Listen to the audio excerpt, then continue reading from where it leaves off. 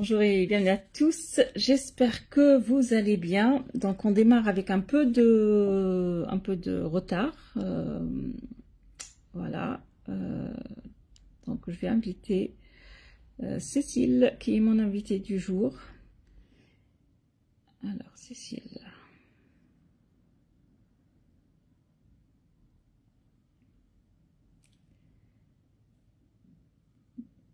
Finalement, je ne comprends pas.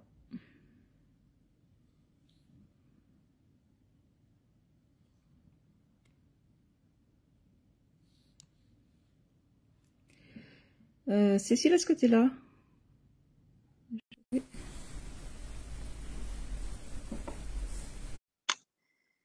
Voilà, c'est fait. Finalement. On y est. Super. Bonjour et bienvenue, Cécile. Bonjour. J'espère que tu vas bien. Je te Oui, remercie pour très ta bien. patience ce matin. C'était pas évident. Ça fait partie des aléas justement de la vie des entrepreneurs, hein. Les premières fois, faut réussir à tester un outil. Des fois, ça marche du premier coup, et des fois, ça marche pas. Bah écoute, voilà. Exactement. On a trouvé une solution. C'est aussi ça. Toujours. En tout cas, voilà, beaucoup de patience et c'est impressionnant en tout cas. Merci. Aujourd'hui, alors notre thème de l'émission, c'est l'entrepreneuriat entre le rêve et la réalité. Hmm. Alors tout d'abord, hein, je vais te laisser te présenter. Je ne sais pas par quoi commencer. Psychologue, expert en psychologie positive, auteur de best-seller et fondatrice d'un groupe d'entrepreneuses. Comment tu définis, toi? Bah justement, j'aime bien me définir toujours par le terme rêveuse entrepreneuse que j'ai utilisé pour mon club parce que c'est comme ça que moi, je me sens en fait, je me reconnais. C'est-à-dire que j'ai beaucoup de rêves à la fois perso, mais aussi professionnels et pour le monde. Et en fait, Mhm. tout ce que je fais dans ma vie, c'est pour entreprendre mes rêves. Donc l'entrepreneuriat est une des clés pour entreprendre mes rêves. Donc je les entreprends aussi dans ma vie perso. Mais c'est vrai que dans le business, c'est vraiment, voilà, je me sens une rêveuse entrepreneuse. Et donc de là, je fais beaucoup d'activités différentes. Et effectivement, ça a commencé avec mon statut de psychologue, hein. J'exerçais en cabinet, etc. depuis longtemps. Et là, maintenant, je suis essentiellement en ligne. Mais après, j'ai écrit des livres depuis 15 ans, enfin depuis ouais, presque 15 ans maintenant. J'ai fondé un centre de formation pour les psychologues, coachs, thérapeutes avec toute une équipe. Puis ensuite, comme j'écrivais des livres, j'ai coaché des auteurs à écrire des livres. Et puis après, j'ai voulu, avec d'autres associés, créer une maison d'édition. Voilà, dès que j'ai un rêve comme ça, je crée. Et puis oui, la dernière nouveauté, c'était de lancer le Club des rêveuses entrepreneuses pour aider d'autres femmes qui, comme moi, sentaient qu'elles avaient On a eu l'honneur de l'âme, participer, en tout cas. voilà, qui ont l'âme de vouloir contribuer à un monde meilleur et qui ont envie d'entreprendre et qui se sentent un peu seules avec ça, parce que dans notre société, c'est pas encore tout à fait accepté, reconnu, compris, j'ai envie de dire même. Et donc, moi, j'aime bien aider les femmes à prendre leur place et à oser vraiment vivre leur vie qu'elles ont envie de vivre et qu'elles ont envie de partager au monde. Voilà. Bien. Alors, bienvenue encore hein, pour ceux qui sont en train de nous joindre actuellement. Je rappelle que c'est Inveniam. Donc, si on n'a pas trouvé de chemin, donc on va créer un. C'est la signification de Inveniam. Est-ce que ça te dit Mm. quelque chose, Cécile? Mm. Est-ce que ça te J'aime bien, parle oui, déjà? effectivement. Toujours, voilà. Moi, c'est clair que c'est une des choses qui m'a fait devenir entrepreneuse en plus, hein, vraiment. Il n'y avait pas Ah ce que bah, je voulais c'était dans mon comment? boulot, je l'ai créé, quoi. Donc, c'est vraiment Ah ça. oui. Alors, si tu peux nous raconter un petit Oui, peu plus sur ça, comment ça a bien démarré sûr. en fait? Oui, tout à fait. Du coup, c'était 2008, je crois, 2008, il me semble. Donc, j'avais déjà mon titre de psychologue. J'ai exercé au départ dans des entreprises où j'étais salariée, en fait, hein, donc plutôt dans l'insertion professionnelle et sociale. Et j'aimais bien quand même, moi, je suis plutôt souple et je m'adapte assez vite. Mais par contre, déjà dans mes postes de salarié, j'étais ce qu'on appelle aujourd'hui, à l'époque il n'y avait pas de nom, mais ce qu'on appelle aujourd'hui une intrapreneuse, c'est-à-dire que je créais mon poste sur mesure, quoi. Je créais des missions, je créais des projets, je faisais plein de propositions à mes dirigeants, mes responsables, je prenais des initiatives, j'y allais, quoi. J'envoyais vraiment déjà beaucoup d'énergie et d'idées. Et donc oui, par exemple, j'ai été embauchée sur une des sessions comme conseillère pour les jeunes en insertion professionnelle D'accord. dans le centre régional d'information jeunesse, donc le CRIJ. Il y a tout un réseau information jeunesse dans toute la France. Et en fait, au départ, j'étais juste conseillère, hein. Et puis bah, très rapidement, je suis devenue j'ai créé des formations, puis je suis devenue animatrice nouvelles technologies du réseau tout Languedoc-Roussillon. Puis après, enfin voilà, j'ai mené des projets avec des fonds financement européens. Enfin voilà, j'y allais vraiment et bah ouais, au bout d'un moment, j'avais quand même des limites. Et puis, je suis tombée enceinte. Et en fait, une première fois, une deuxième fois, et une fois que j'ai eu mes enfants, j'ai senti que retourner dans ce poste que j'aimais beaucoup, hein, j'étais pas mal, mais bah, il y avait ouais, je me sentais étriquée encore parce que j'avais encore envie d'autres projets. Et à un moment donné, bah, on peut pas suivre toutes mes idées hein, dans ces contextes-là. Et j'ai eu l'opportunité, en fait, très simple, suite à ma grossesse, à ma dernière grossesse, je voulais perdre du poids pour enfin retrouver mon corps bah, d'avant, puisque ça y est, je voulais plus Bon, d'enfants, et voilà. c'est le rêve de Et tous je me les suis femmes, en tout connectée cas. sur un site internet pour maigrir, où il y avait une communauté vraiment, enfin c'était gratuit, il y avait plein de monde. On tenait des espèces de blogs, alors il n'y avait pas encore les blogs comme aujourd'hui, c'était en noir et blanc, il n'y avait même pas d'image et tout ça, mais et on partageait nos trucs sur notre perte de poids. Et moi, en fait, au départ, bah, je jouais le jeu pour moi, et donc j'avais perdu d'ailleurs beaucoup de poids, et c'était cool. Mais surtout, en tant que psychologue, bah, j'ai pas pu m'empêcher d'aider les autres femmes à travailler aussi sur leur regard, sur leur image de soi, leur estime de soi, leur confiance en soi. Et donc, j'ai commencé à faire beaucoup d'animations sur le site. Et en fait, là, j'ai eu une opportunité, c'est que le dirigeant du site m'a repéré et m'a dit, écoute Cécile, c'est génial ce que tu fais, tu animes ma communauté, c'est top. J'étais avec Anne-Laure qui est devenue ensuite mon associée et elle aussi était sur ce site pour maigrir. On ne se connaissait pas, hein. On s'est connus sur un site pour maigrir quand même. On la Et en fait, salue on a pour la voilà, c'est Anne-Laure Dabo et donc on s'est connus sur ce site. Et ben on a animé la communauté, on a organisé plein d'événements, on a organisé plein de choses à deux. Mais on était missionnés par ce site-là. Donc moi, j'en ai profité pour démissionner de mon statut de salariat et de créer mon entreprise à moi. Je me suis dit, une opportunité, je peux me lancer à mon compte en tant que psychologue. Et à côté, j'aurai Ouais. ces heures-là en ligne. Donc c'est vraiment comme ça que c'est né. Et puis bah, de là, moi, je ne savais pas encore ce que c'était que l'entrepreneuriat hein, à ce moment-là. C'était un terme qui n'était pas tellement utilisé. Enfin, vraiment, on ne le voyait pas partout, etc. Et moi, je me sentais juste me mettre à mon compte en tant que psychologue en libéral. C'était le vocabulaire. Et puis, avec la chance d'avoir des petites missions en ligne en tant que psychologue, il me payait maintenant pour animer la communauté, pour écrire des dossiers, des articles. Et puis, il a commencé à me faire intervenir, et même avec Anne-Laure, dans des formations pour ses équipes à lui, etc. Il m'a même offert un voyage aux Philippines pour pouvoir former ses équipes aux Philippines. Et donc là, je commençais à prendre un peu de confiance en moi en tant qu'indépendante, on va dire. Et Mhm. c'était mon premier mentor, hein. Et il m'a dit un jour, Cécile, tu es une véritable entrepreneuse, tu n'en as pas conscience. Et je ne savais pas ce que c'était. Je ne comprenais pas ce C'est qu'il le me disait. déclic alors. Ouais, voilà.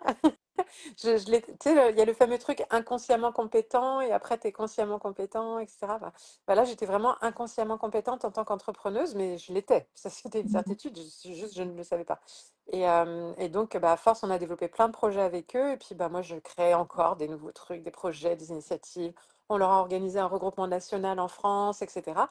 Et lui, il m'a appris énormément de choses. Son équipe nous a appris beaucoup de choses sur le business, sur les stratégies, sur la com, sur le référencement, sur le management. On a fait énormément de choses et lui, il me prenait vraiment sous son aile. Il me transmettait toutes ses compétences, en fait, tout son savoir, savoir-faire, savoir-être. Et il m'a dit, par exemple, une phrase qui a été un élément clé dans ma vie d'entrepreneuse, qui m'a suivie encore aujourd'hui et que je transmets à plein de monde. Donc, je vais le transmettre aujourd'hui si ça peut aider des gens. C'est l'occasion, C'est quand oui. on se lance en tant qu'entrepreneur, on a plein d'idées en général. C'est pas par hasard qu'on dit entrepreneur. Et ça, c'est quand même souvent le cas. J'imagine que toi aussi, tu as plein d'idées régulièrement. Et des fois, on ne trouve pas le temps de tout faire. Bah, Bah, en fait, oui, ouais. j'essaie de comprendre en tout cas et je vois que tu fais beaucoup de choses aujourd'hui, donc ça m'inspire Ouais, voilà, aussi, hein. c'est Et ça. c'est Et l'occasion du coup, il d'attirer m'a d'autres dit, personnes qui veulent se lancer. c'est ça, il m'a dit, souvent, on a plein d'idées, mais on les fait pas parce qu'on a peur de pas les faire, ou alors on n'a pas le temps, enfin, etc.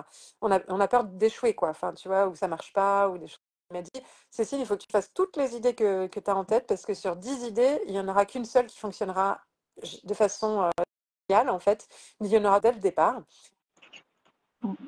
Il y en aura peut-être 3, 4 qui vont voilà, survivre un peu. Et puis, dans le lot, il y en aura une qui va faire waouh, ça sera la réussite. Et tout le monde se rappellera que de celle-là, en fait. Et toutes les autres, personne les verra. Et du coup, ça m'a aidé parce que moi, j'avais plein d'idées. Et oui, il y avait des trucs qui prenaient, d'autres qui prenaient pas. Et en fait, il m'a dit surtout, n'arrête pas parce qu'il y en a qui ne prennent pas. Et donc, ça, c'est vraiment ce que je dis à toutes les filles, enfin, les femmes qui sont dans le club ou en dehors depuis un moment. C'est pas parce qu'il y a un projet qui ne marche pas que vous êtes mauvaise ou que c'est pas votre voie. Non, c'est pas ça. C'est qu'en fait, en vrai, tous les entrepreneurs font plein de choses et il y a plein de choses qui ne fonctionnent pas et ça ne se voit pas parce que ça fonctionne pas. Et par contre, on ne voit que ce qui réussit. Donc, on a l'impression, ah bah lui, tout lui réussit, elle, tout lui réussit parce qu'on ne voit que bah, le dessus de l'iceberg, quoi. On voit que ce qui réussit. En fait, on voit pas La ce qui façade, échoue. quoi. Donc, mais en fait, tout le monde échoue tout le temps.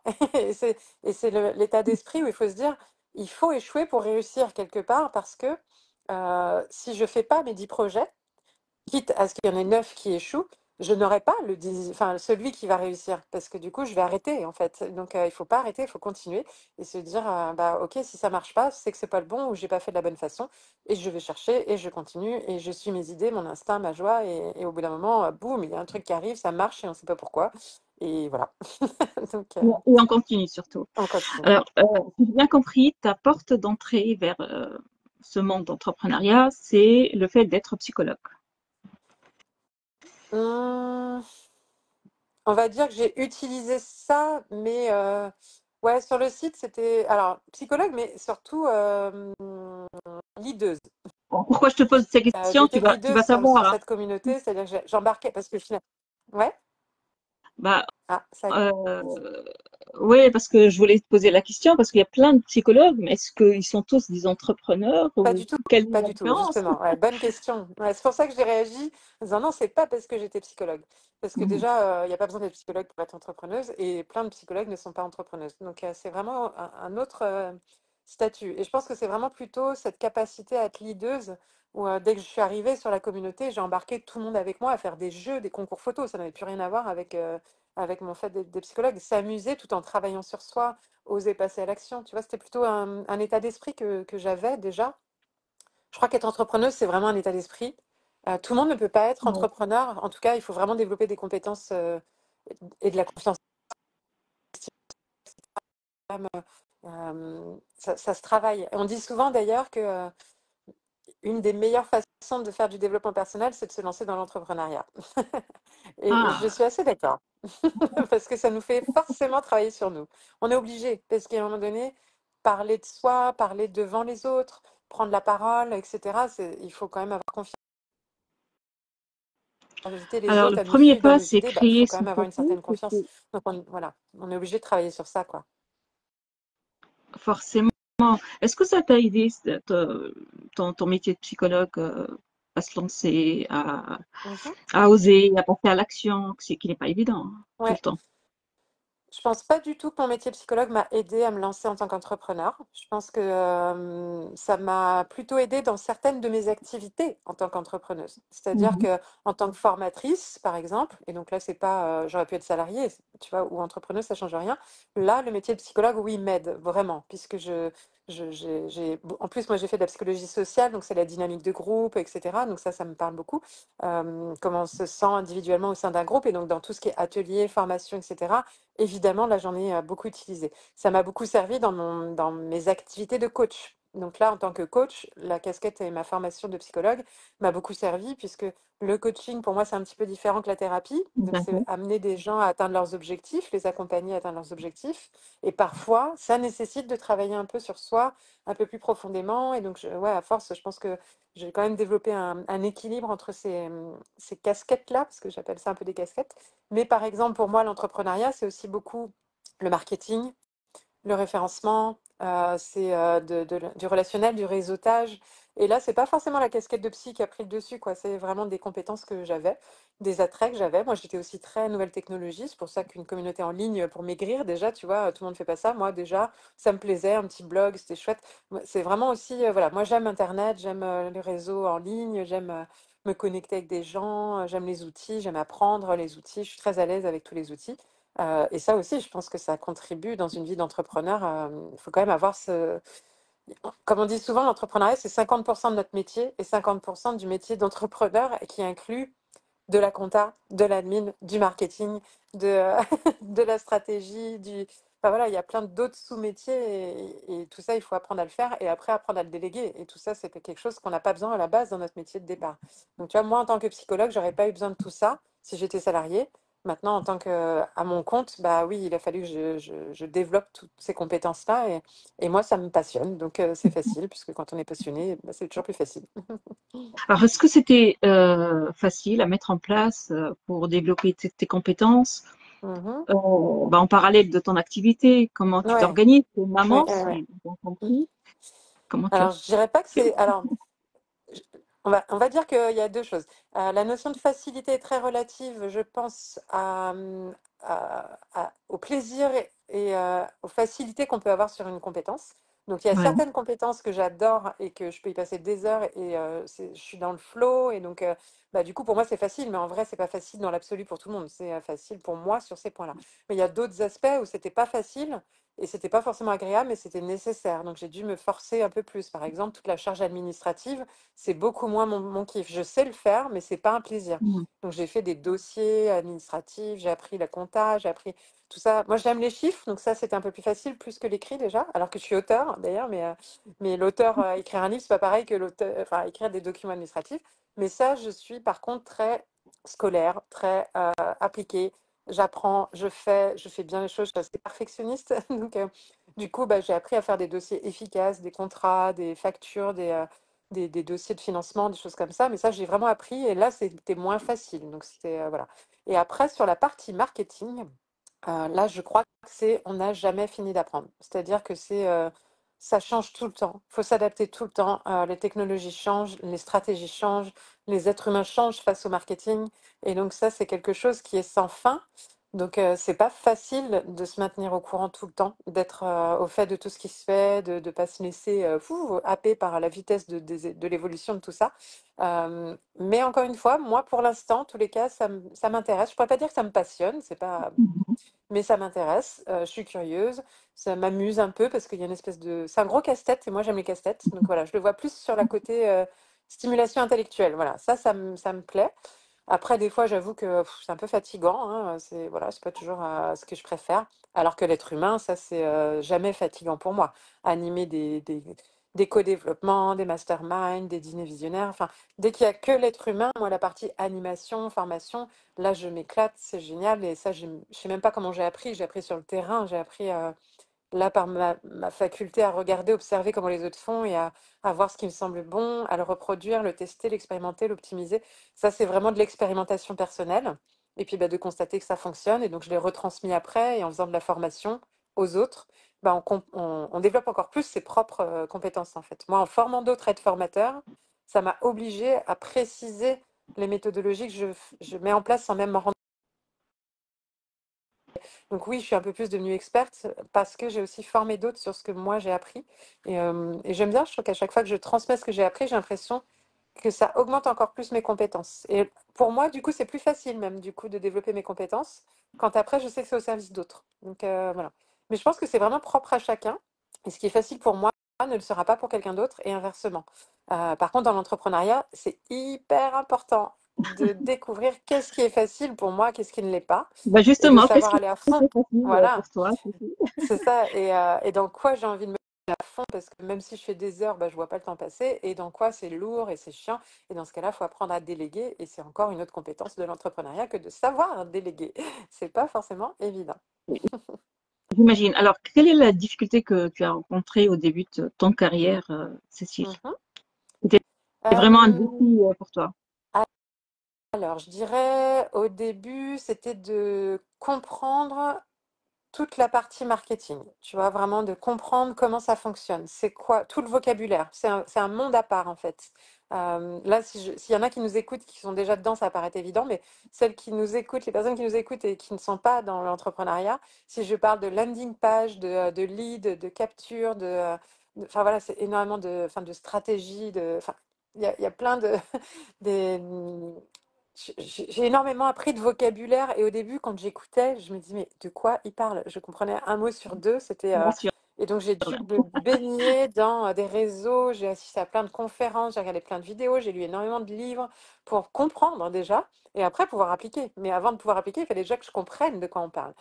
C'est quoi un avatar? C'est quoi? Enfin voilà, il y avait plein de nouveaux mots que je n'avais pas du tout à ma connaissance, qu'on n'apprend pas du tout dans les études. Et on nous dit, voilà, vous êtes psychologue, allez-y, ouvrez votre cabinet et point quoi. Enfin, et moi, Mhm. j'ai jamais appris à faire, je sais pas, l'accueil, prendre un rendez-vous, à faire payer. La relation à l'argent aussi n'était pas facile au début.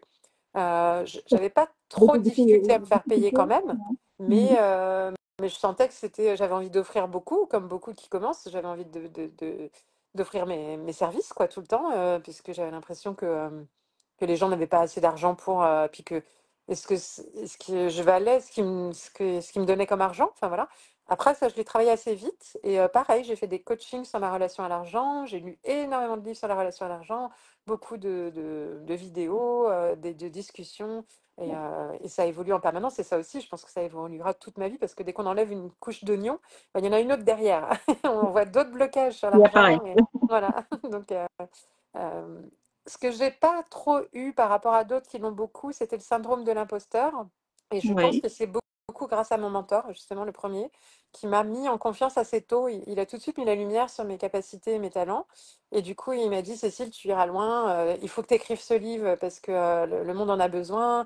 Enfin, il m'a tellement tout de suite voilà, boosté, euh, poussé, impulsé, motivé que bah, finalement, j'ai pas tellement eu le temps d'avoir ce syndrome de l'imposteur. Et après, bah, j'ai vu que ça marchait, donc j'ai continué. Et puis bah, depuis, voilà, après, il y a eu des moments où oui, la première fois que je monte sur scène, bah, j'ai le trac. La première fois qu'un livre est publié, je me suis demandé comment il allait être perçu. Évidemment, toutes les premières fois, c'est quand même compliqué. Mon premier rendez-vous en cabinet était, enfin la première fois en tant Et que comment tu te psychologue, j'ai rappelles? un patient, oui, oui, je me rappelle très bien. Et le pire, c'est que je l'ai revu quelques années après. J'étais très contente, ce qui m'a fait des retours en me disant que ça avait été un des moments les plus importants dans sa vie. Je me rappelle même le sujet. Enfin, tu vois, je l'ai aidé à travailler avec sa fille. Sa petite fille venait de se séparer, il travaillait avec sa fille et il avait des difficultés dans sa relation avec sa fille. Et je l'ai recroisé dans un salon qui avait rien à voir à Paris. Il m'a reconnu, moi je l'ai vaguement reconnu. Je me suis dit, je le connais, mais je me rappelais pas, ça faisait genre 10 ans, quoi. Et il m'a dit, oh, Madame Neville. En plus, on m'appelle pas souvent Madame Neville. Donc je me suis dit, tiens, qui c'est qui m'appelle Madame? Ah, c'est mon premier patient. Oui. Et là, il me dit, bah, écoutez, je ne sais pas du tout si vous vous rappelez de moi et de ma fille dont je vous parlais, mais c'est elle. Et il était avec une jeune fille qui maintenant avait, je sais pas, 16 ans, 17 ans, tu vois, à côté de lui. Et moi, en fait, je l'avais jamais rencontré, mais je l'avais beaucoup accompagné avec sa fille. Et du coup, il me dit, non, mais vraiment, je tenais encore à vous remercier parce que je n'aurais pas cette relation avec ma fille aujourd'hui si je vous avais pas rencontré à cette époque-là. Donc, je me dis, bon, bah voilà. Mais à l'époque, j'en avais pas conscience. Lors du premier rendez-vous, je savais pas. Enfin, et même des rendez-vous, je savais pas à quel point ça allait. Mais en général, comme j'ai eu des bons retours, bah, c'est vrai que ça aide à prendre confiance, quoi. Donc, après, il y a eu des ratés, hein. Alors oui, tu me demandais des difficultés. Euh, Difficultés, c'est quand on... Alors je dis on parce que là, on était plusieurs à l'organiser avec mon équipe Zen Pro, le centre de formation. Mhm. On a lancé des fois des projets qui nous passionnaient, on était à fond dedans, on a tout misé dessus, on a mis énormément de temps. Et tant qu'on était seul, ça allait, ça prend pas, c'est pas grave. Ça prend, on est content, ça prend pas, on a tout donné, ça prend pas, bon, allez, on passe à autre chose, on y arrivait. Sauf que à un moment donné, on a commencé, et comme moi, c'est important de travailler avec des réseaux, des groupes, des mouvements. Enfin, voilà, j'ai toujours eu cet élan-là quand même naturellement. On a embarqué plein de monde avec nous dans des projets. Et donc, du coup, il y a eu deux grands projets dans notre carrière sur 10 ans.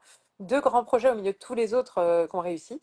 Il y a eu deux grands projets qu'on a lancés avec parfois, la première fois, je crois qu'on était une centaine, et la deuxième fois, pas loin de 200 à embarquer derrière, à mettre tout en place, des heures de formation, des heures de préparation du projet, etc., des jours, des mois même parfois. Et arrivé au bout, on lance le truc et ça fait un gros bide. Il n'y a aucune vente, il n'y a rien. Nous, on sait gérer ça, tu vois, avec Anne-Laure, avec mon équipe, comme ça nous était déjà arrivé, on savait, ok, bon, bah, des fois ça arrive, ça marche pas, on essaye un truc, deux trucs, on change des choses, ça marche toujours pas, ok, bah, on passe à autre chose. Ça, nous, on savait faire. Sauf que quand tu as 100 personnes autour de toi ou 200 personnes autour de toi qui, elles, n'ont pas du tout l'habitude de ça, bah, ça a été compliqué humainement d'accompagner ces personnes à accepter que c'était ni de leur faute, ni de la nôtre, ni des... Enfin voilà, c'est que dans l'entrepreneuriat, il y a des projets qui marchent et des fois ça marche pas. Et c'est tellement multifactoriel. que c'est compliqué de savoir exactement pourquoi ça n'a pas marché. Et du coup, bah oui, il y en a qui comprennent, il y en a qui ont beaucoup appris de ces expériences-là aussi, hein, dans ces personnes qui nous ont suivis. Mais il y en a quelques-unes qui sont restées sur soit la remise en question d'elles-mêmes, et là, ça, c'est ce qui me fait le plus mal au cœur, tu vois, de me dire elles se sont mises en doute elles-mêmes à cause d'un projet qui n'a pas marché, où elles avaient mis toute leur tripes comme jamais. Et en même temps, c'est pas de leur faute, mais ça, je sais que pour certaines, c'est difficile. Et d'autres qui n'ont pas réussi à comprendre que nous, on lâche, en fait, qui nous en ont voulu d'arrêter trop tôt ou d'arrêter, machin, parce que, voilà, elles avaient envie que ça marche, et je comprends, mais du coup, nous l'ont un peu reproché. Donc, tu vois, ça, la relation humaine autour du projet, c'est peut-être ça qui, pour moi, est le plus compliqué, parce que vraiment, notre but tout le temps, c'est que ça soit génial pour tout le monde. Enfin, que, tu vois, à aucun moment, on veut que les gens, ça se passe mal. Donc, c'est ça qui Oui. est humainement le C'est plus difficile compliqué. à gérer quand c'est en groupe ou ça amortit le fait d'être en groupe. Voilà, c'est. Moitié-moitié. J'ai envie de dire que, il y a l'effet amorti, puisqu'il y en a toujours qui vont dire ah, c'était super, en tout cas comme aventure, j'ai quand même appris plein de choses, je suis très contente, merci. Si vous refaites d'autres projets, je vais en être, tu vois, même si ça n'a pas marché, parce qu'elles ont compris l'état d'esprit et de l'entrepreneuriat, je pense aussi, puis, et les valeurs qui étaient portées derrière. Et puis vraiment, on a appris des choses ensemble sur le projet en lui-même. Et c'est toujours force de. Maintenant, c'est moins facile parce que il suffit d'un petit noyau de personnes mécontentes et elles peuvent vite essayer d'envenimer les choses. Et là, c'est simplement la dynamique de groupe. Mais nous, on n'en veut absolument à personne. Pour moi, c'est pas la faute d'une personne, d'un individu. C'est juste la dynamique de groupe. Et dans n'importe quel groupe, et plus la taille est grande, bah, il y a toujours des personnes satisfaites, des personnes moins satisfaites, des personnes neutres. C'est toujours le cas, en fait. Il y a qu'à regarder, quand on regarde des best-sellers de livres ou des films qui ont cartonné, il y a toujours les méga fans qui se déguisent dans les personnages, qui sont à fond, qui lisent tous les livres, qui sont fans et tout. Et il y a ceux qui vont dire, mais c'est quoi ce livre, c'est quoi ce film, c'est nul, je suis déçu. On ne peut pas satisfaire tout le monde, c'est impossible. Donc ça, une fois qu'on l'a accepté, bah, c'est beaucoup plus facile quand même d'avancer malgré les insatisfaits, même si ça fait toujours un peu mal au cœur. Je pense que n'importe quel auteur, youtubeur ou cinéaste ou acteur a toujours un peu mal au cœur quand il lit des critiques sur ce qu'il a fait avec tout son cœur, en fait. Donc, quoi qu'il arrive, ça fait mal au cœur. Mais l'état d'esprit d'entrepreneur, c'est de se dire, c'est pas parce que j'ai mal au cœur que je m'arrête, en fait. Je continue. J'y vais parce que par contre, s'il y en a peut-être 10 qui sont pas contents, bah, il y en a peut-être 990 qui sont contents. Et donc, c'est pour eux qu'on le fait. C'est pas pour les 10. Donc, voilà. Exactement. Alors, comment tu expliques le fait que il y a des difficultés en fait, on rebondit pas de la même manière, hein. Il y en a certains qui bloquent plus, qui ont du mal, où ils mettent du temps des Bien fois sûr. pour se relever, rebondir. Des fois, bah, ils renoncent, hein. Comment tu Mm, mm, l'expliques, Cécile? Comment tu as fait mm. toi Ouais. aussi? Je l'explique tout simplement parce que ce sont des compétences sociales, hein, donc c'est des compétences, ça veut dire que ça s'apprend, et que selon notre enfance, selon notre éducation, selon nos expériences, on a plus ou moins développé certaines compétences ou pas. Par contre, la bonne nouvelle, c'est que tout le monde a la capacité à développer ses compétences. Et donc là, c'est la compétence de la résilience. Donc la résilience, le lâcher prise, la capacité à se relever des aléas de la vie. Et donc ça, évidemment, c'est pas pareil quand on a eu une enfance où on nous a appris que bah, un échec, c'est pas un échec, on apprend et on rebondit. Ou si on nous a toujours rabaissé quand on avait eu des échecs, dit que tu étais nul, que tu es un bon à rien, tu sers à rien, tu n'y arriveras jamais. Évidemment, on ne se construit pas sur les mêmes bases. Donc là, pour moi, c'est quelque chose qui se construit en travaillant sur soi. Donc là, c'est du dev perso derrière l'entrepreneuriat. Et c'est apprendre avec des réseaux de soutien, avec des coachs, avec des livres, avec des formations, avec des pratiques de lâcher prise, de résilience, mais c'est de travailler sur ça et d'expérimenter et de se relever et de repasser à l'action et de voir que, ok, bah finalement c'est vrai, même si ça n'a pas marché, j'ai rebondi, j'ai trouvé d'autres choses et là c'était génial. Et après, ça se travaille par exemple en se demandant des questions comme qu'est-ce qui m'a rendu plus fort suite à cette difficulté? Qu'est-ce que j'ai appris de cette difficulté?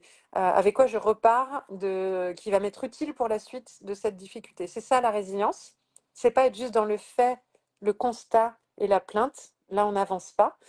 C'est de chercher en quoi ça va me servir plutôt en quoi ça me freine. Et après, de suivre l'élan de la joie, du pourquoi et d'y aller, de se relever et de se reconnecter à pourquoi je fais ça, pourquoi je suis dans l'entrepreneuriat, pourquoi je fais cette activité. Et là, on peut se relever plus facilement si quelqu'un, si un enfant, voilà, si on prend l'exemple d'un enfant, il tombe, Et derrière, en fait, il y a rien. Voilà, c'était pour aller à l'école. Voilà, il n'avait pas envie d'aller à l'école et il tombe sur le chemin de l'école. Et ben, il va pleurer, il va pas se remettre très vite, quoi. Il va pleurer, il va chouiner, nanan, et puis oh j'ai mal, nanan.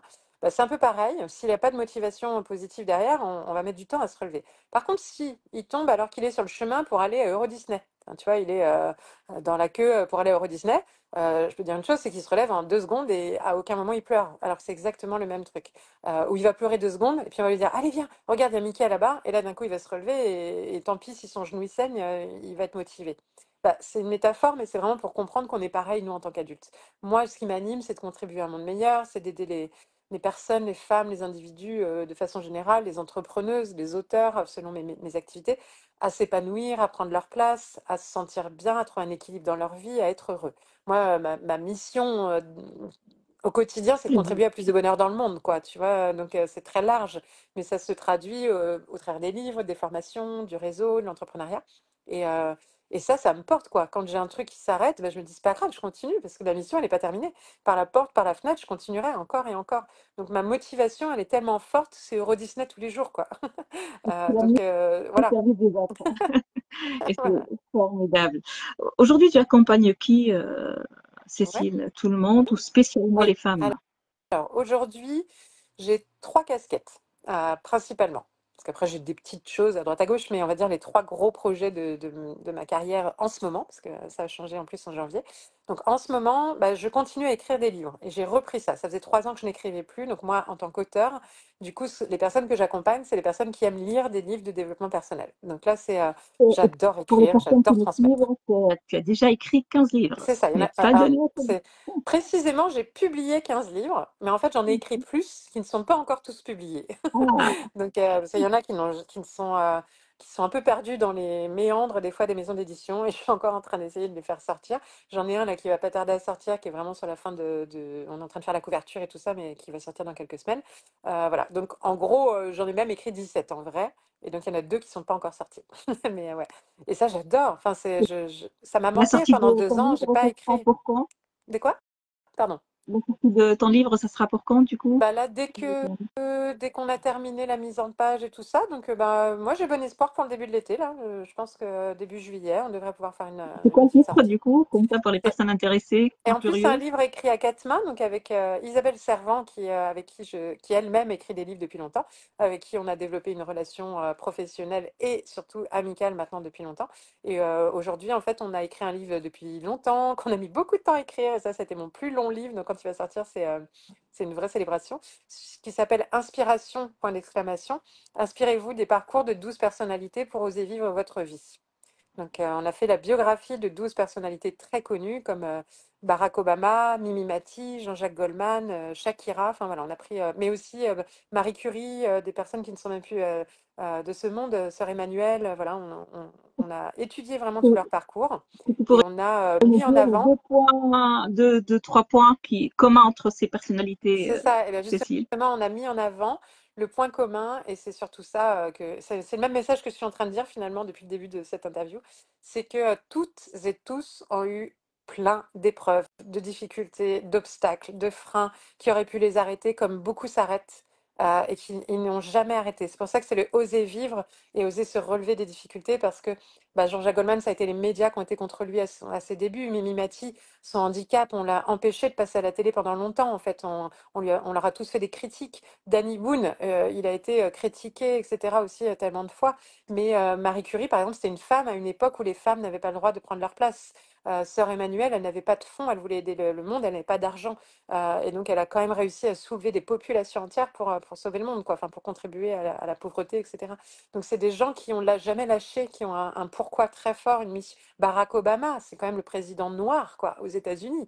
Enfin, ils ont tous dépassé les limites que la société leur imposait ou que leur vie leur imposait. Mimi Mati, elle, c'est carrément son physique, en fait, hein, tout simplement. Mais c'est pas son physique qui la freinait finalement. C'était quand même le regard extérieur, c'était la société qui la freinait. Et bien, tous ceux-là, ils ont continué parce que leur pourquoi était fort, leur mission était forte, leur plaisir était fort. Et tous, bah, ils ont surmonté les obstacles malgré vraiment pour tous des énormes difficultés. Et voilà, moi, ça m'inspire, ça m'aide. Et je pense que même d'écrire ce livre m'a aidé encore. Enfin, à me dire, on n'arrive à rien si on ne se donne pas les moyens de se dépasser et de dépasser les obstacles. Et, euh, et en vrai, ça n'existe pas une vie facile sans épreuve. C'est faux.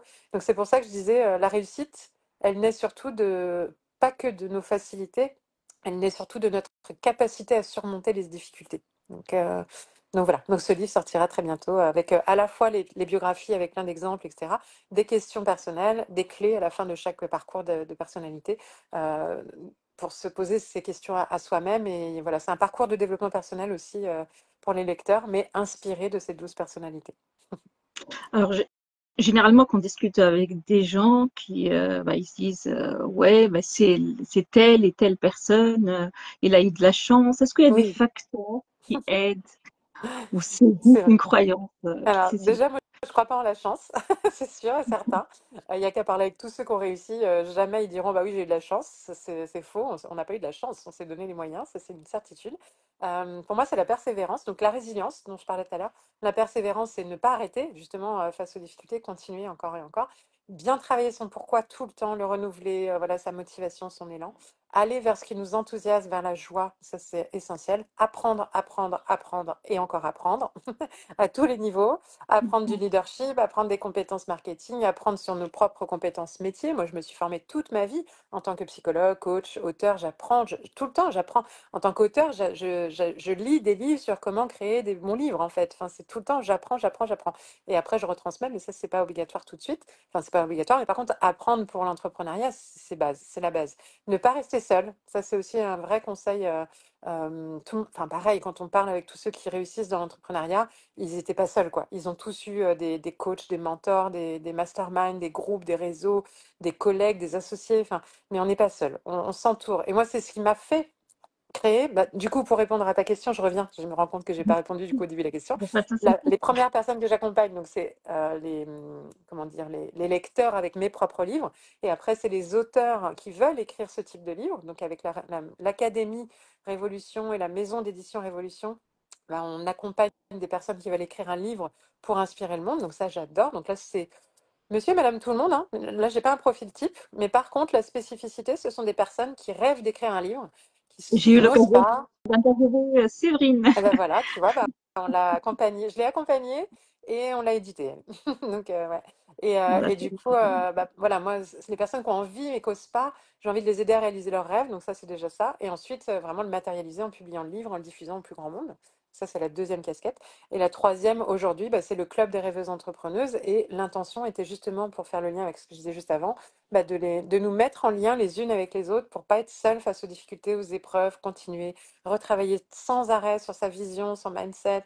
Par exemple, on a tous les mois un rendez-vous que j'appelle le dîner visionnaire, qui est un rendez-vous où on se projette dans 1 an, 3 ans, 10 ans, selon les mois, comme si on était déjà nous-mêmes la personne qu'on veut devenir. Donc, c'est-à-dire qu'on arrive au rendez-vous et Séverine, justement, dont tu parlais, Séverine Fay, accueille les dîners visionnaires ou les petits-déj visionnaires ou les déjeuners visionnaires. Voilà, c'est à des horaires différents chaque mois. Et donc, la personne arrive, Séverine, elle dit, bon, ben voilà, là, je vous propose, on va faire un voyage dans le temps et ce soir, on va aller dans 10 ans. Donc, nous sommes, ça y est, en 2034. Et nous allons tous parler comme si nous étions en 2034 et qu'on se revoyait 10 ans plus tard. Donc là, on commence à parler et en fait, on est un petit groupe de 4 et on se parle de nos projets professionnels, de l'évolution de notre vie professionnelle, un peu perso aussi, hein, forcément, c'est relié. Mais du coup, bah là, il y en a une, par exemple, qui m'a dit dernièrement, bah, à un dîner visionnaire, alors que moi, je me voyais faire coach, enfin, je sais plus ce qu'elle. Elle avait une vision de projet pro, elle pensait aller là-dedans, et pendant le dîner visionnaire, elle s'est visualisée art thérapeute, avoir écrit un livre et animer des conférences. Et elle dit, mais avant cette soirée-là, 1 heure avant, je n'avais pas du tout en tête d'écrire un livre ni de faire des conférences. J'ai dit ça et d'un seul coup, c'était comme une évidence. En fait, c'était là, mais je n'osais pas me l'avouer. Et en fait, elle l'a raconté. Donc, pendant le dîner visionnaire, elle a dit, oui, bah là, je suis contente, j'ai enfin écrit mon livre. D'ailleurs, il a tel titre. Enfin, il y a des trucs qui sortent du cerveau, on ne sait pas d'où ça sort, mais ça vient tout seul. Ça, c'est l'intuition, c'est le pourquoi qui parle, en fait. Il n'y a plus de retenue dans cet environnement-là, dans cette situation où on est dans le futur. Et elle dit, et puis oui, puis j'anime des conférences pour parler de ce sujet qui me tient à cœur, etc. Et hop, elle termine la soirée et elle sort de là, elle se dit, mais oh, en fait, j'ai complètement changé ma vision. Enfin, là, d'un coup, je sais ce que je veux et là, c'est une évidence. Je me force plus et elle s'est mise à écrire son livre. elle m'a recontacté pour que je l'aide à écrire son livre. Et son livre s'est écrit en plus hyper vite, là, elle l'a presque fini en quelques mois. Et alors qu'il y a quelques mois, elle n'avait même pas l'idée d'écrire un livre en fait. Donc, ou en tout cas, c'était une idée, c'était un rêve, mais pas, voilà, un truc comme ça où on a des fois des rêves. Un jour, j'irai sur la Lune, tu vois. T'y crois pas vraiment. Et du Voilà. coup, l'idée de participer à ce genre Ouais. d'événement, Mm. comment elle a eu l'idée en fait? Parce que si elle pensait pas écrire ou Ouais, devenir bah en auteur, fait, quand tu fais partie du club, il y a des rendez-vous tous les mois, puis tu viens tester les rendez-vous. Donc tous les mois, il y a un dîner visionnaire, tous les mois, il y a un mastermind. Donc là, c'est plus, je viens et je pose une difficulté que je traverse en ce moment, justement, pour faire face à ces difficultés. Et tout le reste du groupe a pour mission d'aider. En fait, on vient toutes pour aider les autres à surmonter leurs difficultés. Du coup, on a toutes les autres qui sont là pour nous aider à surmonter les nôtres.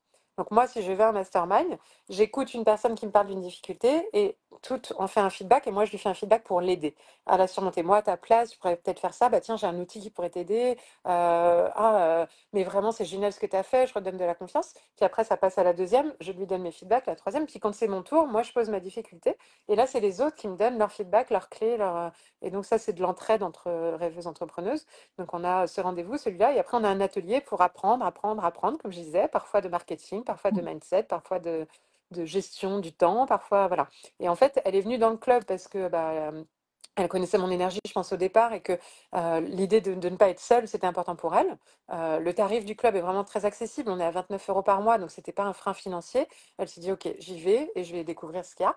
Et puis, elle a participé à un mastermind, c'était top. Un atelier, elle a appris, un dîner visionnaire. Et du coup, maintenant, elle, comme d'autres, elles vont tous les mois au rendez-vous et elles profitent. Et tous les mois, ça entretient, ça nourrit et on développe nos compétences d'entrepreneuse en permanence et se créer des collaborations et se créer voilà, des idées. L'une va donner une idée à l'autre et c'est l'intelligence collective, quoi. Et du coup, c'est puissant, quoi. Moi, je crois vraiment en cette force de. Moi, la première, les filles me disent souvent, oui, mais toi, t'as plein de projets, tout est déjà réussi, tout ça. Je dis, oui, mais en fait, vous vous rendez pas compte, mais à chaque fois que moi, je participe, vous me donnez énormément de clés parce que le nez dans le guidon, on voit pas tout, en fait. Et les autres nous renvoient des choses dont on n'a pas conscience et nous aident à avancer peu importe où on en est en fait. Il y en a qui arrivent et qui se disent, moi je suis débutante, je vais rien pouvoir apporter. Et c'est faux, parce que même leur regard de débutant nous aide à nous rappeler que notre public cible est débutant. Donc du coup, ça nous aide à nous dire, ah, ben là ce que j'ai dit c'est compliqué, elle n'a pas compris. Ben, ça veut dire que mon public il comprendra pas. Donc il faut que je revienne avec des mots plus simples. Donc on est toutes utiles les unes pour les autres, quel que soit notre niveau d'avancement. Et ça aussi c'est quelque chose que j'aime bien. Ça les nourrit dans leur confiance, dans leur estime. Je peux aussi aider les autres, voilà. Donc j'adore ce club. Enfin ça doit s'entendre, mais je suis très contente et là on vient de lancer là ce mois-ci des actions de contribution parce que moi, un de mes pourquoi aussi très forts de ce club et dans tout ce que je fais, c'est de contribuer à un monde meilleur. Donc c'est de participer vraiment concrètement, pas que dans l'idée et de dire oui, j'ai envie d'aider le monde et puis je fais rien. Donc là, on vient de créer des commissions de contribution et on va mener une action de solidarité sociale en 2024 et chaque année une action de transition écologique et une action de bien-être animal. Et ça, c'est important pour moi. Là, c'est de l'action bénévole, c'est un engagement et c'est presque une quand même. On peut donner, on a le droit de donner parce qu'il y a beaucoup ouais, ce- pour cette ceux qui difficulté-là, veulent quoi. découvrir ça, Cécile, Ouais. où est-ce qu'on peut trouver les liens? Est-ce que ça se passe en ligne ou sur Ok. place? Actuellement, tu es à Alors, Montpellier, c'est ça? moi, je suis à Montpellier, mais le club, il est dans toute la France et à l'international. Tous les événements dont je parle se font en ligne, là, le dîner visionnaire, mastermind, où tout le monde peut se connecter de n'importe où. Et après, il y a des rencontres en présentiel dans les grandes villes au fur et à mesure où le nombre de membres se grandit par ville. Donc nous, par exemple, à Montpellier, je pense, on doit être une vingtaine. Donc tous les mois, on se retrouve aussi en présentiel dans un café face à la mer, parce qu'on a la chance à Montpellier d'être à côté de la mer. Et donc on se retrouve tous les mois entre femmes, entre entrepreneuses, et on s'aide et on se fait un mastermind entre nous, mais assises, en vrai, quoi, pas derrière l'ordi. Et plus en plus dans les villes, c'est en train de se développer. C'est mon but, c'est qu'il y ait de plus en plus de rencontres en présentiel. Puis une fois par an, il y a le séminaire où tu es venu d'ailleurs l'année dernière, le séminaire des rêveuses entrepreneuses. Et là, c'est la rencontre nationale où tout le monde vient. Et donc oui, là, cette année, c'est en décembre. C'est du côté de Montpellier. L'année dernière, c'était à Lyon. Là, ça sera à la Grande Motte. Et là, le but, c'est de se retrouver pareil. On va être 300 femmes au Palais des Congrès, donc à une belle salle, et où on va être vraiment dans cette énergie à la fois de puissance féminine, mais d'entrepreneuriat, de dev perso, d'entraide, de solidarité, de sororité. Et on va s'amuser, parce que moi j'aime bien aussi alors là, c'est très typique à moi, c'est pas lié à l'entrepreneuriat en général, mais pour moi, l'entrepreneuriat ne vaut le coup que si on s'amuse et qu'on y prend du plaisir. Donc, travailler sérieusement sans se prendre au sérieux, c'est aussi une phrase qui est importante pour moi. Et donc, bah, dans ce séminaire, par contre, voilà, on va avoir cet esprit-là, tout comme Moi, j'ai dans découvert, en tous tout les événements. cas, et j'invite toutes les personnes Voilà. Et et tous les ben après, personnes le site, hein, intéressées à c'est s'inscrire. clubdesrêveusesentrepreneuses.com et il est en finalisation, le site. Pour l'instant, c'est qu'une page de vente. Mais on a bientôt un très beau site qui va arriver. Et donc, je suis contente parce que là, tout sera bien expliqué dessus. Et on n'a que un an, hein, ce club, il n'a que un an. Donc, on est encore en train de déployer tout ça. Mais on est déjà une centaine et je suis ravie, quoi. C'est génial. Ce n'est que le début. Voilà. Bon. Alors, pour rebondir par rapport au séminaire, moi j'ai eu l'honneur d'y participer. Je te Mm. remercie encore une fois, Cécile. Alors, ce qui m'a marqué le Ouais. plus, hein, c'est vrai, hein, il y a eu plusieurs Mm. rencontres. J'ai pas eu l'occasion de tous les échanger avec elles Mm. et autres, mais toutes elles étaient surprenantes. Ouais. Mais ce qui m'a marqué durant l'événement, c'est la petite soirée, Mm. Mm. fin Oui, du séminaire, c'était trop bien. Ça fait du où bien. parmi les codes, c'est s'habiller en robe Ouais. soirée. C'est ça. J'aime bien nous faire sortir du cadre et s'amuser, encore une fois, se lâcher, mais aussi se faire plaisir. Et on a un peu tout le fantasme, même si on l'a pas complètement, mais il y a un peu tout le truc de la soirée de gala qu'on n'a jamais eu, parce qu'aux États-Unis, on les voit tous faire leur soirée, là, mais nous, on n'a pas eu ça en France. Robe, je suis pas très girly, tu vois, j'ai pas Ouais. énormément, j'ai des petites boucles d'oreilles, pas beaucoup de maquillage et tout ça. Mais je trouvais que c'était sympa qu'on se fasse une soirée vraiment où on sort la robe de soirée que moi j'ai jamais mis de ma vie et que je remettrai sans doute jamais. Mais et on a tout dansé, il y a eu un concert, j'aurais laissé la place sur la scène aussi pour certaines qui ont fait leur première scène. Et ça aussi, je trouvais ça génial de réaliser un rêve aussi de cet ordre-là. C'était très touchant, c'était hyper émouvant et sans tabou, sans complexe. On s'est fait plaisir, on s'est mis des paillettes, voilà, c'est vrai qu'on s'est beaucoup amusé et sans forcément boire à volonté. Enfin, il n'y avait même pas l'alcool qui était. Enfin, il y a deux, trois petits verres, mais c'était franchement pas grand-chose. Et c'était aussi montrer ça qu'on peut s'amuser. Alors, moi aussi, la vitalité, c'est un point important. Donc, prendre soin de sa santé, etc., pour moi, c'est important. Donc, montrer qu'on peut s'amuser sans forcément avoir besoin de se bourrer complètement la gueule. Moi, Et qu'on peut j'ai trouvé voilà. ça C'était vraiment vraiment génial parce chouette. que Mm. c'est aujourd'hui dans notre monde hein, et dans notre société du jour, les femmes, ils sont coupées de leur Oui, féminité. Donc, on n'a ouais. pas toujours l'occasion Mm. de s'habiller en soirée ou se mettre belle ou se maquiller. Ou aujourd'hui, c'est rare hein, qu'on se met des Mm. talons, il faut dire, C'est ça. surtout quand on est maman. Donc, C'est voilà, ça, on on s'oublie est un peu de la là-dedans, ouais. place. Mm, Donc, c'est ça. voilà, je salue Ouais. l'initiative, je la trouvais géniale. Cette année, il y aura une soirée aussi. Alors, ce ne sera pas robe de gala obligatoire, mais un thème aussi qui, moi, me fait rêver depuis tout petite aussi, que je vois souvent, mais que j'aime bien. C'est les soirées blanches. Donc, ça sera une soirée blanche pailletée. Mais Alors, j'imagine d'avance toutes ces femmes habillées en blanc avec des paillettes. Et je me dis, ah, ouais, ça va être aussi lumineux avec la lumière noire dans la pièce. Enfin, je pense que ça va être aussi très, très sympa comme tu ambiance. vas faire rêver Donc, voilà. là. Ouais. C'est sûr. Alors, le temps il passe vite et moi j'ai une tonne de Oui, questions. C'est tout. Ah, yes. on n'est que de début. Euh, alors, on va revenir. Tu en as parlé de la joie. Est-ce qu'il y a un lien avec la psychologie positive et Ah oui. comment tu le mets hein, en faveur et comment elle peut aider les entrepreneuses en fait? Alors, tu Et fais bien de le rappeler, comment pas faire. effectivement, j'en ai même pas parlé, alors que c'est vraiment Ouais. Et une j'ai envie expertise. aussi, voilà, encore voilà, je te Oui, pose une vas-y, tonne de dis-moi, questions. dis-moi. Ouais. Donc, l'importance et comment la mettre en place hein, pour aider ces femmes entrepreneuses. Mm.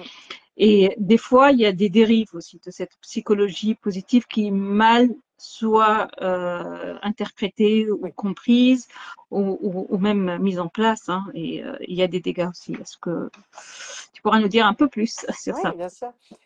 Donc oui, la psychologie positive, bah, moi en tant que psychologue au départ, quand j'ai fini mes études, je sentais que j'avais pas trouvé mon courant à moi, parce qu'il y a plein de courants de psychologie. Psychologie du développement, c'est les enfants. Psychiatrie, c'est la maladie mentale. Enfin voilà, il y a une psychologie sociale, j'aimais bien, mais c'était pas encore assez. Et quand j'ai découvert la psychologie positive, qui n'existait pas du tout en France par un article américain, j'ai commencé à regarder plein de vidéos de cours de Harvard, enfin en ligne, qui étaient disponibles gratuitement. Et là, j'ai fait waouh, là c'est exactement ce qui m'intéresse. C'est la science qui s'intéresse à ce qui rend les gens heureux, à ce qui rend une société épanouie, à ce qui rend la solidarité, l'altruisme, enfin voilà, toute la meilleure version de l'être humain en fait. Qu'est-ce qui fait que certains sont heureux alors que d'autres ne le sont pas? Pourquoi certains couples durent longtemps alors que d'autres n'y arrivent pas?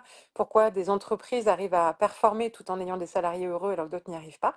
C'est l'autre facette de la médaille de la psychologie. On ne s'intéresse plus à ce qui dysfonctionne, mais à ce qui fonctionne. Donc moi, c'est l'aspect scientifique derrière en plus qui me plaisait. Il y a des recherches qui démontrent plein de choses et ça, je trouve ça passionnant. Donc je me suis vraiment expertisée dans ce domaine-là. J'ai passé 10 ans à me former dans tous les sens, à expérimenter tout, pour moi personnellement, pour les patients que j'accompagnais et pour les professionnels, puisque chez Zenpro, on formait les psy, coachs, thérapeutes à la psychologie positive pour les intégrer dans leur méthode et après dans les livres, enfin partout, partout, partout.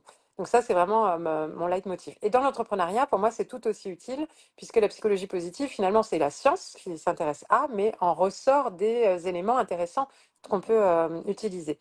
Et donc, ça ne veut pas dire, c'est pas la pensée positive, ce qui est très différent.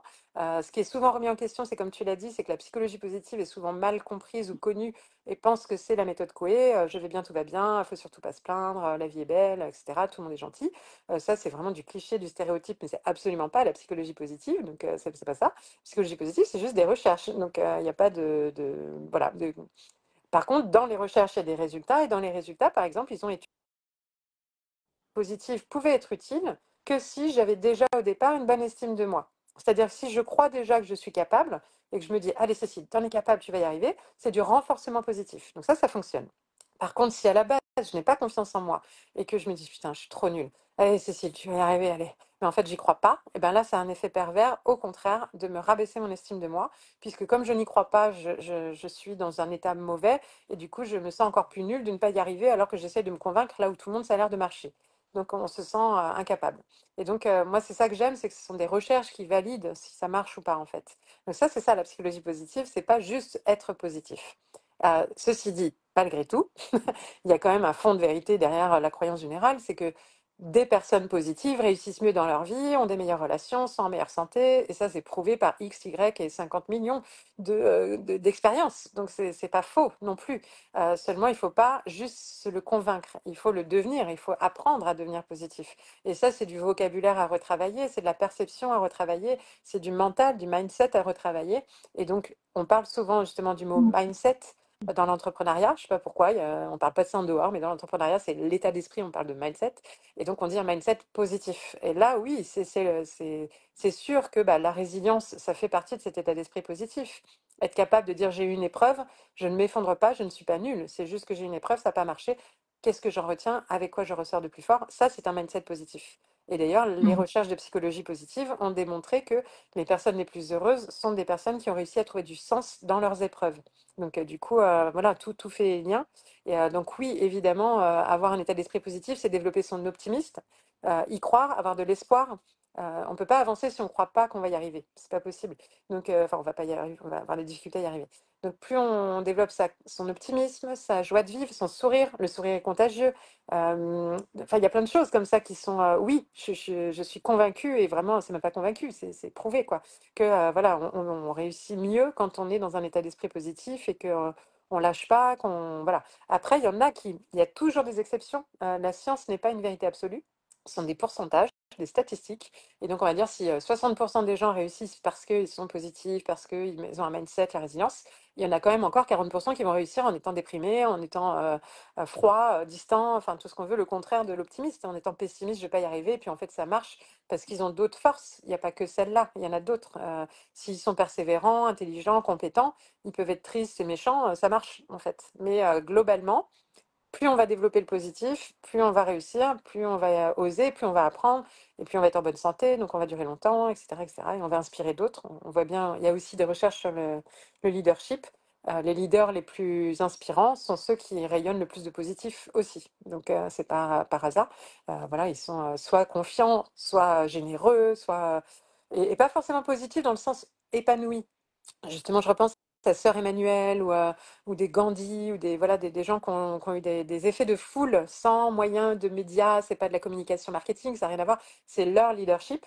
Bah, eux, c'est leur altruisme qui a dégagé leur leadership, c'est leur générosité, c'est cette partie-là positive d'eux-mêmes, c'est de se dire je veux contribuer à un monde meilleur en fait. Et ça les porte, tout le monde les suit, même si eux sont pas forcément heureux pendant cette période-là. Donc, mais voilà, si je peux donner quelques trucs, c'est ça. Oui, la psychologie positive, c'est important, c'est essentiel.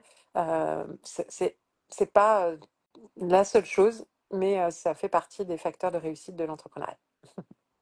Alors, si tu as trois clés à donner là pour cultiver cet esprit positif Ouais, allez. rapidement pour Ouais, aider et puis après je vais notamment les devoir y aller, ouais, entrepreneurs, de toute hein, façon. notamment, oui. Ouais, les trois clés, bah, c'est le matin de se poser des objectifs et intentions positives pour chaque journée. Chaque journée compte, mais pas des objectifs trop ambitieux chaque jour. C'est-à-dire que moi, par exemple, tous les matins, je me note à un endroit mes intentions du jour. Et du coup, je me note les intentions réalistes que je sais que je peux faire dans la journée. Parfois, je ne fais pas exactement toutes. J'en note trois le matin, trois l'après-midi en fonction de mon planning. Et du coup, la durée est en fonction de mes dispos. Parfois, j'en fais un peu plus, parfois, j'en fais un peu moins. Mais le lendemain, quand je reviens sur mes intentions, je repars des intentions de la veille et je me dis, OK, ça a été fait. Ah, par contre, ça, c'est pas fait, donc je le remets aujourd'hui. Et du coup, mine de rien, bah, j'avance puisque les trucs sont toujours reportés, ce qui est important pour moi, et j'avance. Et le fait de mettre une intention, un objectif positif, bah, du coup, mon cerveau est focus là-dessus. Et dès que j'ai du temps, je me dis, ah, ça y est, là, il est l'heure, il faut que j'aille faire ça. Donc, déjà, de l'intention du matin. En deuxième, ce serait plutôt le soir, faire les gratitudes du soir. La, les petits bonheurs du jour, mais en termes de professionnel, pour le coup, on peut le faire dans sa vie perso, mais en termes de professionnel, c'est qu'est-ce que j'ai fait de bien aujourd'hui dans ma vie pro. Donc, de quoi je suis fière, qu'est-ce qui m'a mis en joie, qu'est-ce que je suis contente, voilà. Et du coup, bah, chaque soir, par écrit, à l'oral ou avec quelqu'un, enfin voilà, exprimer tous les soirs, bah, aujourd'hui, je suis contente parce que j'ai eu une super interview avec Nesrine, c'était top, voilà. Tu vois, c'est vraiment, mais c'est important de se rappeler ces choses-là parce que sinon, ça passe d'un jour à l'autre et on oublie tout ce qui était chouette. Donc, le matin, les intentions, le soir, plutôt le bilan. Et un troisième, c'est s'entourer au maximum de gens positifs et qui ont un mindset positif. Parce que bah, tout est contagieux, le bon comme le moins bon. Donc, plus je suis entourée de gens qui râlent, qui freinent et qui sont pas contents, plus je risque de. Il y a la fameuse phrase qui dit on est la moyenne des 5 personnes qu'on côtoie le plus souvent. Exact. Moi, j'en suis convaincue. Je n'ai pas vu de recherche scientifique sur le sujet, mais j'en suis quand même convaincue. Enfin, si, il y a encore qu'il y a des recherches qui sont pas loin quand même, hein. Ouais, si, si, ouais. Donc oui, c'est vraiment voilà, s'entourer de personnes bah, qui ressemblent à ce qu'on aimerait devenir en fait. Voilà, c'est ça. Et donc c'est ça aussi dans le club. Ça permet aux entrepreneuses de ne pas être entourées que de gens qui sont dans le salariat, qui ne comprennent rien à tout ça, qui vont dire oh là là, c'est risqué ce que tu fais, tu gagnes pas d'argent, ça sert à rien. Enfin voilà. Bah, d'être entourée d'autres femmes qui disent allez, go, vas-y, non mais c'est génial ce que tu as fait, je suis trop avec toi. Forcément, ça motive et ça aide pour tout le reste, quoi. Ça renforce toutes les autres compétences. Donc voilà. Alors, pour revenir au thème de notre échange aujourd'hui, Cécile, c'est le rêve Mm, et la réalité. Comment avoir cet équilibre mm, et comment, bah, voilà, on choisit nos rêves aussi. tout Et à des fait. fois, est-ce que ça se définit entre-temps? Est-ce Mm, on, on trouve d'autres rêves? Parce que il y a aussi la déception des fois hein, de ne pas bien sûr. réaliser un rêve. Mhm. Bah, Comment trouver cet équilibre? c'est la même chose, hein. Là, c'est la résilience, hein. Le rêve, des fois, il se réalise, des fois non, mais il faut pas arrêter de rêver pour autant. Oui, bah, pour moi, il y a trois types de rêves. Il y a les rêves à court terme, moyen terme et long terme, et c'est pas pareil. Le rêve à court terme, c'est ah, cette semaine, j'irai trop me faire un massage. Enfin, ça n'a rien à voir avec un rêve de vie, quoi. Mais des fois, on en rêve vraiment. On a des trucs, ah, j'irais bien à la plage, ah, j'ai trop envie de sortir de la maison, là, j'en peux plus. Enfin, c'est pas des grands rêves, mais si on les écoute pas, bah déjà, on peut pas aller au bout de sa vie idéale, puisque chaque jour compte, encore une fois, et les petits rêves sont essentiels dans notre quotidien. Donc ça, c'est les petits rêves, et donc c'est de les entretenir et de s'accorder du temps pour réaliser ses rêves au milieu de tout le reste, en fait. Pas beaucoup, mais juste un truc de temps en temps, mais régulièrement, ou chaque jour, s'accorder au moins un moment de plaisir, de bonheur, ça, c'est important. Après, il y a les moyens termes, là, ça va être plutôt les vacances cet été, partir dans un voyage, réaliser un stage d'écriture pour celles qui rêvent d'écrire. Enfin, c'est des rêves plus à moyen terme, un an, etc. Et donc ça, c'est tout de suite les mettre en mode projet, ce qui est différent. À court terme, c'est j'ai une idée, bah, juste je m'organise et je le fais le plus tôt possible. C'est juste de l'organisation, ça se travaille. L'organisation et de la gestion des priorités. Deuxième, les moyens termes, c'est plutôt les considérer comme un projet professionnel, même si c'est des rêves personnels, peu importe, mais il y a une deadline, un plan d'action, des étapes, etc. Et on y va, quoi. Si on a vraiment envie, il faut vraiment leur donner de l'importance.